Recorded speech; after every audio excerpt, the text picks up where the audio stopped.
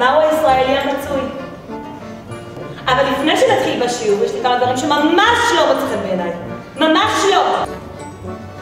את לא אוהבת לי מספיק בשיעור. אבל המורה, למה את צועקת עליי? זה עוזר לי להתרכז. זרקי אותו מיד לפח. יש לך אודם? המורה, זה מאתמול, היה לי אירוע, לא הספקתי להוריד אפילו, תראי, אין כלום.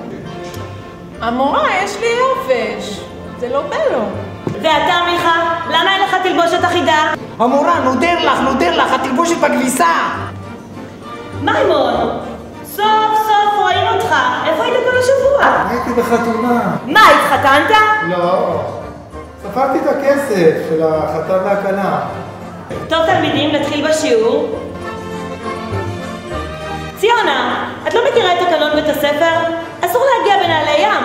אבל המורה, את לא רואה שאני סובלת? יש לי ציפורן חודרנית. הרופא אמר לי שאני לא יכולה לטפל בזה עד החוף, אני מצטערת.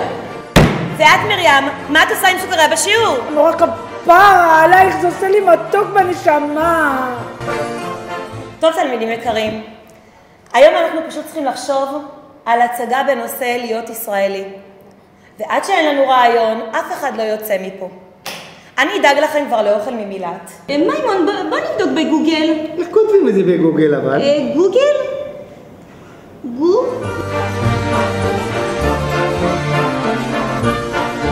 שני ראשים חושבים יותר טוב. ורו, כפרה עלייך, זה ממש מצריך מחשבה הדבר הזה. מה זה? ממש 5 יחידות. כפרה עלייך, יש לי תוספת זמן.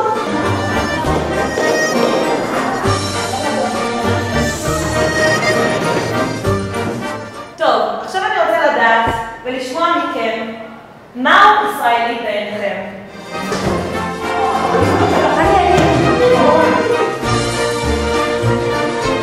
להיות ישראלי זה להתלהב מהמבצע של 1 ב-10, 2 ב-20. אוף, המורה, דווקא לא נותנת לי להשתתף. המורה, לפי דעתי להיות ישראלי זה להתלונן על מזג האוויר החם במרכז ולרדת לחופשה מרעננת באילת. להיות ישראלי זה להזמין חדר לשתיים, להגיע עם 200 וכל השכונה. ובעסקת הכל כלול, לחזור הביתה עם המגבות, הברזים וגם המקפצה של הבריכה. להיות ישראלית זה להיות במדינה שהארוחה הישראלית מורכבת מסלט ערבי, זיתים סורים וקרפ צרפתי. המורה, כפרה עלייך, להיות ישראלי זה להעתיק מהתרבות האמריקאית. Con los terroristas.